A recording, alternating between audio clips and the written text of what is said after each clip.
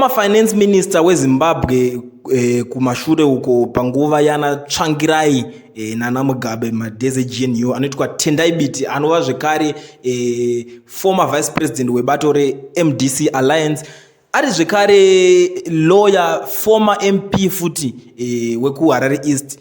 Nyaya iri panapa muri Zimbabwe iripo ndeyekuti ari kukomendawo nyaya yekusungwa kwemwana waChris Mutsvangwa. Nyaya iyoyo yakanetsa ende nyaya iyoyo ichiri kunetsa. Makangonzwa zuro ndizuro pakambotaura zvikanzi nyaya izvi ndiri kuzodai so ndiri kutarisira kuti pamwe Chiwenga ndiye akazodidididi vakungorovana nemadimikira but ari kunyatsonanga muchokwadi hapana. So nyaya iri panapa Tendai Biti ari kubudikira kutaura kuti zvinhu zvakadai so kana zvaakuitika izvi zvakafanira nehuku yakudya mazai ayo yakutora vana vayo ichirova. Bitiwo ndo mashoko angobudikira achitaura zvikanzi zvakafanira kuti vakungodya vana vavo. Ameno muri Zimbabwe munozoonawo sei nyaya yacho iyi iri kubudiswa mashoko ari kubva kuna vaTendai Biti. Makaitarisa imi?